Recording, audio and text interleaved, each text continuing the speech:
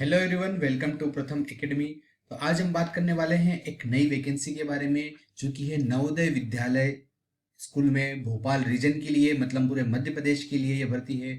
और इसमें 2025-26 के सत्र के लिए जो कॉन्ट्रेक्चुअल बेसिस पे रिक्रूटमेंट्स होते हैं, ऐसे हम कह सकते हैं कि जो गेस्ट फैकल्टी कह सकते हैं, कॉन्ट्रैक्ट बेसिस पे जो रिक्रूटमेंट्स होते हैं जेएनवी में, नवोदय में, तो पूरे भोपाल रीजन के लिए, मतलब मध्य प्रदेश के पूरे रीजन के लिए 2025-26 के सत्र की जो भर्ती है उससे संबंधित नोटिफिकेशन आ चुका है। तो चलिए सारी चीज़ों के बारे में हम इसमें डिस्कस करेंगे, क्या क्या इसमें गाइडलाइंस है, क्या एलिजिबिलिटी क्राइटेरिया है और क्या इसमें प्रोसेस रहेगी रिक्रूटमेंट की। तो मेरा नाम है मयंक माहेश्वरी और अगर आप चैनल पर नए हैं तो चैनल को सब्सक्राइब कर लीजिए। इस तरीके से आपको सारी वैकेंसीज के बारे में अपडेट मिलता रहेगा। तो सबसे पहले बात करते हैं, ये जो वैकेंसी है कॉन्ट्रेक्चुअल टीचर्स के लिए है, मतलब गेस्ट फैकल्टी के लिए है नवोदय विद्यालय में। और ये सत्र वाइज होता है, जैसे 2025-26 के लिए भर्ती है तो 2025-26 सत्र में ये एलिजिबल रहेंगे। तो सबसे पहले बात करते हैं इंपॉर्टेंट डेट की। तो 30 तारीख से इसके फॉर्म स्टार्ट हो चुके हैं, 30 तारीख से फॉर्म स्टार्ट हो चुके हैं और ये चलेंगे 8 अप्रैल तक। तो लगभग 10 दिन यहाँ पर फॉर्म आप ऑनलाइन एप्लीकेशन में फॉर्म फिल कर सकते हैं। तो ये चीज आपको ध्यान रखना है, ठीक है। 8 तारीख तक इसमें आप फॉर्म फिल कर सकते हैं। डायरेक्ट नवोदय जो विद्यालय की वेबसाइट है, ये वेबसाइट आप देख सकते हैं navodaya.gov.in, उसमें आप जाएंगे एनवीएस और जो भोपाल रीजन है तो वहां पर आपको लिंक मिल जाएगी और ये डायरेक्ट लिंक आपको डिस्क्रिप्शन में भी मिल जाएगी, तो वहां से भी आप डायरेक्ट एक्सेस कर सकते हैं, ठीक।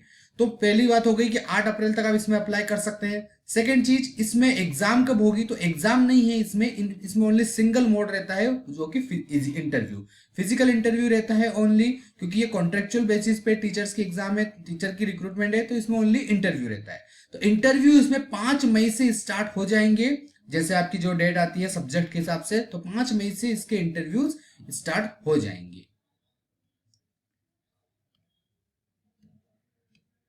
चलिए आगे देखते हैं हम क्या क्या इसमें और चीजें, आपको इंपॉर्टेंट चीजें हैं जो कि ध्यान रखना है। तो ये डेट वाइज हमने देख लिया यहाँ पे। अब बात करते हैं कि इसमें आपको कौन कौन सी वैकेंसीज हैं, कौन कौन से सब्जेक्ट के लिए है।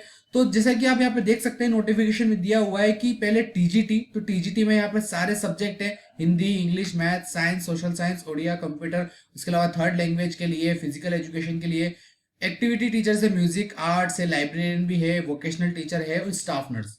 तो टीजीटी के लिए यहाँ पर सारे सब्जेक्ट हैं। उसी तरीके से पीजीटी के लिए भी यहाँ पर सारे सब्जेक्ट्स दिए हुए हैं, Hindi, English, mathematics, physics, chemistry, biology, computer science, history, geography, economics और कॉमर्स। तो इस तरीके से टीजीटी और पीजीटी में सारे सब्जेक्ट के लिए ये वैकेंसी निकाली हुई है। तो यहाँ से आप इन चीजों को देख सकते हैं। अब सबसे पहले हम बात करते हैं कि इसमें आपकी एलिजिबिलिटी क्या होना चाहिए। तो एलिजिबिलिटी के लिए रिसेंटली नोटिफिकेशन आया था नवोदय का और केवीएस का भी, तो उसमें एलिजिबिलिटी क्या होना चाहिए आपकी, तो उन चीज़ों के बारे में पहले हम बात करते हैं। सबसे पहले देखेंगे हम पीजीटी के बारे में कि पोस्ट ग्रेजुएट टीचर जो होते हैं उनकी क्या एलिजिबिलिटी, क्या एजुकेशन क्वालिफिकेशन होना चाहिए।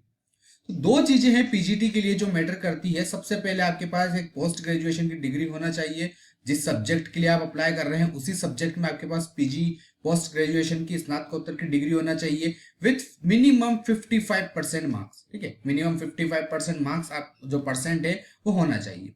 सेकेंड चीज, आपके पास बीएड की डिग्री होना चाहिए। तो अगर ये 2 चीजें हैं आपके पास तो आप इस वैकेंसी के लिए अप्लाई कर सकते हैं। आपको इसमें और कोई एग्जाम क्वालिफाई करने की जरूरत नहीं है, ना ही सीटेट कोई और एग्जाम क्वालिफाई करने की जरूरत है। पीजीटी के लिए सिर्फ आपके पास पीजी डिग्री है उस रिलेवेंट सब्जेक्ट में और बीएड है, तो आप इसमें अप्लाई कर सकते हैं। तो ये इसेंशियल क्वालिफिकेशन है जो मैटर करता है। बाकी एक और एक डिजायरेबल, मतलब जो जरूरी नहीं है पर अगर है तो आपको वो एडवांटेज देगा इंटरव्यू में, क्योंकि डायरेक्ट इंटरव्यू के बेसिस पे रिक्रूटमेंट है। तो अगर जैसे आपके पास टीचिंग एक्सपीरियंस है, जैसे कि नवोदय में, केवीएस में, ईएमआरएस में, या फिर और अच्छे रिकॉग्नाइज स्कूल्स हैं, सीबीएसई, ठीक है, तो वहां पर अगर आपके पास एक्सपीरियंस है तो वो मैटर करता है, वो आपको एडवांटेज देगा। आपके पास अगर रेसिडेंशियल स्कूल्स में, जो कि हॉस्टल वाले स्कूल है, अगर वहां पे अगर वर्क करने का एक्सपीरियंस है तो वो आपको एडवांटेज उसमें रहेगा। अगर कंप्यूटर का आपको वर्किंग नॉलेज है, अगर आपको रीजनल लैंग्वेज, जैसे कि अगर ये मध्य प्रदेश रीजन की बात हो रही है तो हिंदी का आपको नॉलेज है, ठीक है, तो ये डिजायरेबल है। मतलब अगर ये सारी चीजें भी अगर आपके अंदर है स्किल्स, तो ये इंटरव्यू में आपको एडवांटेज दे सकती है। बाकी जो इसेंशियल है, जिसके बिना तो आप अप्लाई नहीं कर सकते, वो तो पीजी डिग्री और बीएड, ये 2 चीज तो कंपलसरी है, ये दोनों तो होना चाहिए, ठीक है। तो यहाँ पर ये चीजें दी हुई है इसेंशियल और डिजायरेबल में, आप देख सकते हैं। मास्टर डिग्री और बीएड की डिग्री आपके पास होना चाहिए। अब बात करते हैं कि इसमें आपका जो सब्जेक्ट है, जैसे सपोज आप जिस सब्जेक्ट में अप्लाई कर रहे हैं उसी सब्जेक्ट में आपके पास पीजी डिग्री होना चाहिए। जैसे इंग्लिश के लिए अप्लाई कर रहे हैं तो आपके पास इंग्लिश में मास्टर डिग्री होना चाहिए, हिंदी के लिए अप्लाई कर रहे हैं तो हिंदी में आपके पास मास्टर डिग्री होना चाहिए। उसी तरीके से सारे सब्जेक्ट जो है उसमें आप अप्लाई कर रहे हैं तो आपके पास डिग्री होना चाहिए। अब एक और जो इंपॉर्टेंट चीज जो आपको ध्यान रखना है वो ये है, जैसे सपोज आप पीजीटी फिजिक्स के लिए अप्लाई कर रहे हैं तो आपको फिजिक्स में तो मास्टर डिग्री होना चाहिए, एमएससी होना चाहिए, बट साथ साथ आपका ग्रेजुएशन में भी वही सब्जेक्ट होना चाहिए। क्योंकि ये जो रूल्स रिसेंटली ही चेंज हुए हैं नवोदय में, तो आपके पास जो आप मास्टर में जिस सब्जेक्ट से आपने मास्टर किया है, पीजी किया है, उसी सब्जेक्ट से आपका ग्रेजुएशन होना चाहिए, तभी आप इस वैकेंसी के लिए अप्लाई कर सकते हैं। जैसे कि यहाँ पर दिया हुआ है, सिमिलरली केमिस्ट्री में दिया हुआ है, मैथ्स में भी दिया हुआ है, तो सारे सब्जेक्ट में जिसमें भी आपने मास्टर किया है उसमें ही आपका ग्रेजुएशन होना चाहिए। यही चीज सारे सब्जेक्ट के लिए एप्लीकेबल है, इकोनॉमिक्स में, बायोलॉजी में, हिस्ट्री, ज्योग्राफी, कॉमर्स, सब के लिए ये जो क्राइटेरिया है वो जरूरी है। ठीक है, अब जैसे हम बात करते हैं कंप्यूटर साइंस के लिए, तो कंप्यूटर साइंस के लिए थोड़ा सा यहाँ पर डिफरेंट क्राइटेरिया है, डिफरेंट यहाँ पर एलिजिबिलिटी क्राइटेरिया है। जैसे अगर आपने एमएससी किया है कंप्यूटर साइंस से, ठीक है, अगर आपने एमएससी किया है या फिर एमसीए किया है तो आप अप्लीकेबल हैं, आप एलिजिबल हैं। अगर आपने एमई या एमटेक किया है कंप्यूटर साइंस या आईटी से तो भी आप इसके लिए एलिजिबल हो जाते हैं। अगर आप, तो ये दो चीज है, ठीक है, या तो आपके पास एमएससी होना चाहिए, एमएससी या एमसी होना चाहिए, या फिर एमई और एमटेक होना चाहिए। इसके अलावा आपके पास बीएड डिग्री भी होना चाहिए। तो इससे पहले कंप्यूटर टीचर्स के लिए बीएड डिग्री रिक्वायर्ड नहीं थी, लेकिन रिसेंटली रूल्स चेंज हुए हैं तो कंप्यूटर टीचर्स के लिए भी जो पीजीटी अप्लाई कर रहे हैं उनके लिए भी बीएड की डिग्री मस्ट है, वो जरूरी है। ठीक, तो यहाँ पर ये क्वालिफिकेशन हमने देख ली है। अब हम बात करते हैं कि टीजीटी में आपके पास क्या क्वालिफिकेशन होना चाहिए। अगर आप टीजीटी के लिए अप्लाई कर रहे हैं तो वही सेम चीज है कि आपके पास एक ग्रेजुएट डिग्री होना चाहिए, मिनिमम 50% मार्क्स, और आपके पास बीएड होना चाहिए। ठीक है, ये दो चीज आप जो जरूरी है, अंडर ग्रेजुएट की डिग्री और बीएड, ये दो चीज तो कंपलसरी है। ठीक है, सेकंड चीज यहाँ पर जो डिजायरेबल है, जैसे कि कंप्यूटर का नॉलेज होना चाहिए, टीचिंग एक्सपीरियंस होना चाहिए, जो हमने पीजीटी में देखा था, वही चीज इसके लिए भी एप्लीकेबल है। और अगर ये सब चीजें आपके पास है तो इंटरव्यू में आपको एडवांटेज रहेगा। लेकिन अगर आप टीजीटी के लिए अप्लाई कर रहे हैं तो एक और चीज जो है वो कंपलसरी हो जाती है, ग्रेजुएट डिग्री, बीएड डिग्री, और उसके साथ साथ एक और चीज इंपॉर्टेंट हो जाती है, सीटेट का क्वालिफिकेशन।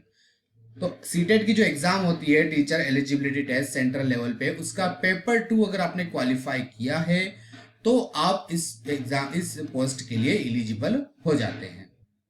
तो इस तरीके से टीजीटी के लिए आपके पास 3 चीजें जरूरी है, एक अंडर ग्रेजुएट में आपके पास डिग्री होना चाहिए ग्रेजुएशन की, बीएड होना चाहिए और सीटेट क्वालिफाई होना चाहिए।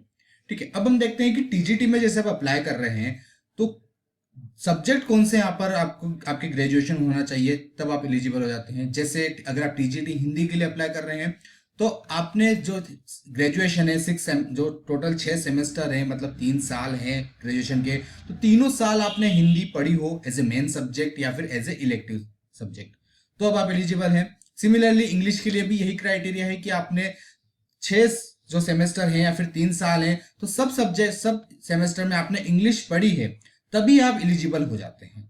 उसी तरीके से मैथ्स के लिए, तो मैथ्स में लिए आपने जो 6 सेमेस्टर या फिर 3 साल है तब आपने उसमें मैथ्स पढ़ी है, साथ साथ में फिजिक्स कम से कम 1 साल या फिर 2 सेमेस्टर आपने फिजिक्स पढ़ी हो, या और उसके साथ साथ chemistry, electronic, computer science, statistics, मतलब इनमें से कोई भी एक आपने 1 साल या फिर 2 सेमेस्टर पढ़ा हो तो आप एलिजिबल हो जाते हैं। लेकिन अगर आपने, यहाँ पर एक और कंडीशन दी हुई है कि अगर आपने बीएससी किया है ऑनर्स, अगर फिजिक्स में किया है और या फिर केमिस्ट्री में किया है, ठीक है, तो आप टीजीटी मैथ्स के लिए एलिजिबल नहीं है। मतलब टीजीटी मैथ्स के लिए मैथ्स में ही डिग्री होना चाहिए, मैथ्स आपके पास तीनों जो ईयर है या फिर 6 सेमेस्टर है तो मैथ्स एज ए सब्जेक्ट होना चाहिए। लेकिन अगर आपने केमिस्ट्री या फिजिक्स में किया है जो कि मेन सब्जेक्ट आपके वो थे तो आप इसमें एलिजिबल नहीं होते। देन उसी तरीके से टीजीटी साइंस के लिए यहाँ पर है कि आपने बॉटनी, लाइफ साइंस या फिर बॉटनी, जियोलॉजी, तो इनमें आपने ये सब्जेक्ट जो है 3 साल या फिर 6 सेमेस्टर आपने पढ़े हैं तो आप एलिजिबल हो जाते हैं।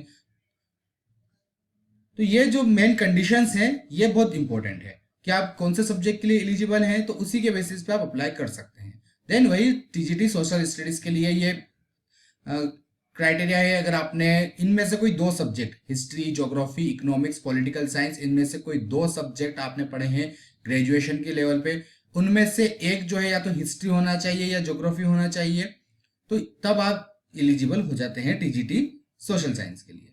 ठीक है, तो ये सारे सब्जेक्ट के लिए क्राइटेरिया यहाँ पर दिया हुआ है। पीडीएफ की लिंक आपको डिस्क्रिप्शन में मिल जाएगी, वहां से आप इसको देख सकते हैं। टीजीटी अगर आप कंप्यूटर साइंस के लिए अप्लाई करना चाहते हैं तो उसमें आपके पास या तो बीसीए की डिग्री होना चाहिए, या फिर आपके पास कंप्यूटर साइंस में आपने ग्रेजुएशन किया है या बीई और बीटेक किया है आपने, और साथ साथ सीटेट क्वालिफाई भी होना चाहिए और बीएड भी आपके पास होना चाहिए। ठीक है, तो ये चीजें हैं, तब आप एलिजिबल हो जाते हैं। तो यहाँ पर सारे सब्जेक्ट के लिए क्वालिफिकेशन दिया हुआ है। आप डिटेल में अगर देखना चाहते हैं तो उसकी लिंक आपको डिस्क्रिप्शन में पीडीएफ की मिल जाएगी, चैनल की, वहां से टेलीग्राम चैनल की, वहां से आप पीडीएफ को डाउनलोड कर सकते हैं। तो यहाँ पर हमने बात कर लिया एलिजिबिलिटी की कि कौन कौन से आपके पास क्वालिफिकेशन होना चाहिए। ठीक है, डेट की हमने बात कर ली है, 8 अप्रैल तक आप इसको अप्लाई कर सकते हैं। ऑनलाइन एप्लीकेशन चालू हो चुके हैं। क्वालिफिकेशन की हमने यहाँ पे बात कर ली है। अब बात करते हैं कि रेम्यूनरेशन इसमें कितना ऑफर रहेगा, क्योंकि ये कॉन्ट्रेक्चुअल बेसिस पे है, 1 ईयर के लिए वैकेंसी रहती है, तो इसमें आपको कितना रेम्यूनरेशन रहेगा, कितनी सैलरी रहेगी।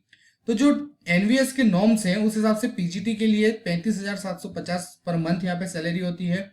ये एक नॉर्मल स्टेशन के लिए है। हार्ड स्टेशन जो होते हैं, जो क्राइटेरिया बने हुए हैं, लिस्ट आप देख सकते हैं एनवीएस की वेबसाइट पे, तो उसके लिए आपको 42,250 सैलरी रहेगी।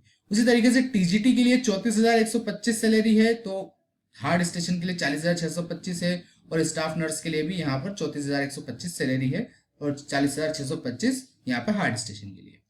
तो इस तरीके से यहाँ पर जो मोस्टली नॉर्मल स्टेशन होते हैं वहां पे इस तरीके से आप यहाँ पे सैलरी देख सकते हैं। तो सैलरी बहुत अच्छी है। अगर आप तैयारी कर रहे हैं एग्जाम की, गवर्नमेंट टीचिंग एग्जाम की आप तैयारी कर रहे हैं, तो ये आपके लिए बहुत अच्छी अपॉर्चुनिटी है, क्योंकि इसमें आपको एक्सपीरियंस मिलेगा और सैलरी भी आपको काफी अच्छी। आगे हम बात करते हैं कि इसमें एज लिमिट क्या होना चाहिए। तो एज लिमिट का यहाँ पे क्राइटेरिया दिया हुआ है कि यहाँ पे अपर एज लिमिट है, अपर एज लिमिट 50 ईयर्स यहाँ पर अपर एज लिमिट है। 1 जुलाई 2025 को 50 ईयर्स की यहाँ पर अपर एज लिमिट है, जो कि नॉर्मल कैंडिडेट्स के लिए है। अगर आप एक्स एनवीएस टीचर थे तो उनके लिए 65 है। ठीक है, तो ये क्राइटेरिया पे दिया हुआ है। मैक्सिमम एज यहाँ पर 50 साल है, तब आप इसमें अप्लाई कर सकते हैं। तो ये कुछ इंपॉर्टेंट डिटेल थी जो कि हमने देखी है। इसमें आप अप्लाई करने के लिए आपको एनवीएस की वेबसाइट पे जाना है, नवोदय की वेबसाइट पे, जिसकी लिंक आपको डिस्क्रिप्शन में दी हुई है, वहां से आप डायरेक्टली इसको क्लिक कर सकते हैं। और आपके पास क्या होना चाहिए, तो सारी चीज यहाँ पे डिटेल दी हुई है, ईमेल आईडी और जो नॉर्मल जो डिटेल चाहिए होती है हर फॉर्म में भरने के लिए, आपके डॉक्यूमेंट्स की डिटेल और सारी चीजें आपको यहाँ पर चाहिए। आगे बढ़ते हैं। और एक सबसे इंपॉर्टेंट चीज, जैसे कि हमने देखा था कि ये डायरेक्ट इंटरव्यू के थ्रू रिक्रूटमेंट है, इसमें आपकी कोई एग्जाम नहीं होगी। तो इंटरव्यू इसके 5 मई से स्टार्ट हो जाएंगे। 5 मई से लेकर 7 मई तक इसमें इंटरव्यू चलेंगे, जैसा कि यहाँ देख सकते हैं 5 मई से लेकर 7 मई तक यहाँ पर इंटरव्यूज चलेंगे। और इंटरव्यू के लिए कुछ जो सेंटर है, जो जगह है, वो फिक्स है। फॉर एग्जाम्पल, जैसे पीजीटी के लिए अगर आप अप्लाई कर रहे हैं, Hindi, English, maths, physics, chemistry, biology, और उसी के साथ साथ टीजीटी में जो सब्जेक्ट मेंशन है, हिंदी, इंग्लिश, मैथ, साइंस, और टीजीटी में जो आर्ट सब्जेक्ट है, थर्ड लैंग्वेज जो सब्जेक्ट है, वोकेशनल है, तो इन सब के लिए जो जेएनवी है भोपाल में, वहां पर इसके इंटरव्यूज होंगे। उसी तरीके से जो पीजीटी के बाकी सब्जेक्ट थे, जैसे history, geography, economics, commerce, computer science, और टीजीटी के जैसे सोशल स्टडीज, कंप्यूटर साइंस, तो इसके लिए सीहोर का जो जेएनवी है वहां पर इसके इंटरव्यू होंगे। ठीक है, तो ये इंपॉर्टेंट है, क्योंकि इंटरव्यूज जो है एक ही जगह पर होंगे पूरे मध्य प्रदेश रीजन के लिए। भोपाल में भी है और सीहोर में भी है, तो सब्जेक्ट यहाँ पर डिवाइड कर दिए हैं। जैसे आपका जो भी सब्जेक्ट है उस हिसाब से आप यहाँ पे सेंटर देख सकते हैं कि वहां पर आपके इंटरव्यूज होंगे। और इंटरव्यू की डेट 5 से लेकर 7 मई के बीच में रहेगी। तो 3 दिन इंटरव्यू चलेंगे, जो भी आपके सब्जेक्ट वाइज उसमें हो सकता है कि आपकी सब्जेक्ट वाइज उसमें दिन डिसाइड हो जाएंगे, तो उसी के हिसाब से आपको वहां पर जाना पड़ेगा। कुछ इंपॉर्टेंट चीजें हमने देखी है यहाँ पर। तो ये हमने इंपॉर्टेंट चीजें देखी है, देख लिया, इंपॉर्टेंट डेट देख ली। तो इससे संबंधित आपको कुछ भी डाउट हो तो आप कमेंट बॉक्स में पूछ सकते हैं, और चैनल को आप सब्सक्राइब, जिससे आपको सारी इंपॉर्टेंट इन्फॉर्मेशन एग्जाम्स के बारे में मिलती रहेगी। Thank you.